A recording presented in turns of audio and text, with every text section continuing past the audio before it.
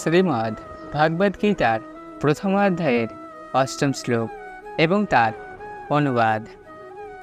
ভবাঙ্কা ও বৌরৎস দ্রুপদস্য মহারথ দুষ্টকেতু চেকতন কাশীরচ্চ বীর্যবান।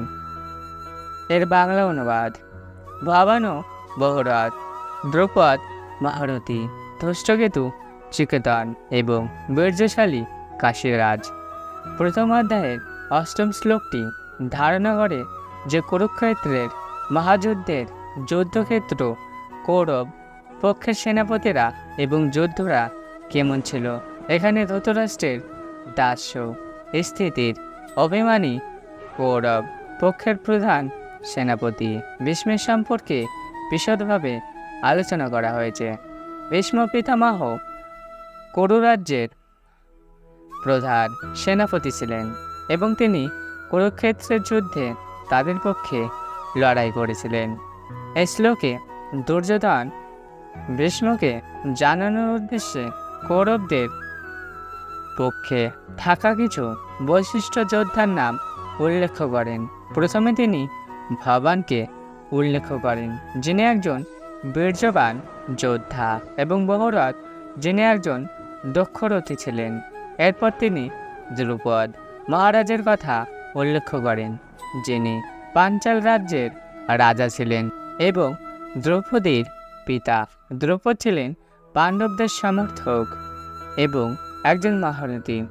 দুর্যোধন এরপর দুষ্টকেতুর নাম করেন, যিনি ছিলেন চেদি রাজ্যের রাজা এবং পাণ্ডবদের পক্ষের যোদ্ধা। এছাড়াও চিকিতান, কাশীরাজ এবং অন্যান্য মহারথীরাও এখানে উল্লেখিত হয়েছেন, যারা সবাই পাণ্ডবদের পক্ষে লড়াই করেছিলেন। দুর্যোধনের উদ্দেশ্য ছিল ভীষ্মকে বোঝানো যে শত্রুপক্ষে যারা রয়েছেন তারা সবাই প্রচণ্ড শক্তিশালী এবং অভিজ্ঞ যোদ্ধা। দুর্যোধন চেয়েছিলেন ভীষ্ম যেন পুরোপুরি সতর্ক থাকেন এবং সর্বোচ্চ মনোযোগ দিয়ে যুদ্ধ করেন।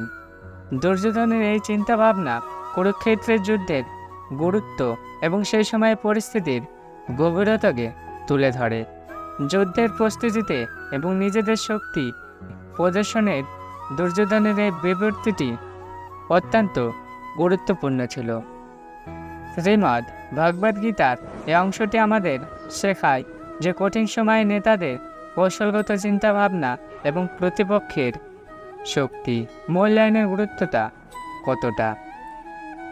আমার নির্দেশনায় এবং ধৃতরাষ্ট্রের প্রশ্নের প্রক্ষিত দুর্যোধনের বক্তব্য যুদ্ধের মনস্তাত্ত্বিক দিকটি প্রতিফলিত করে, যা গীতার গভীরতা এবং গল্পের বহুমাত্রিকতার একটি উদাহরণ হয়ে ওঠে।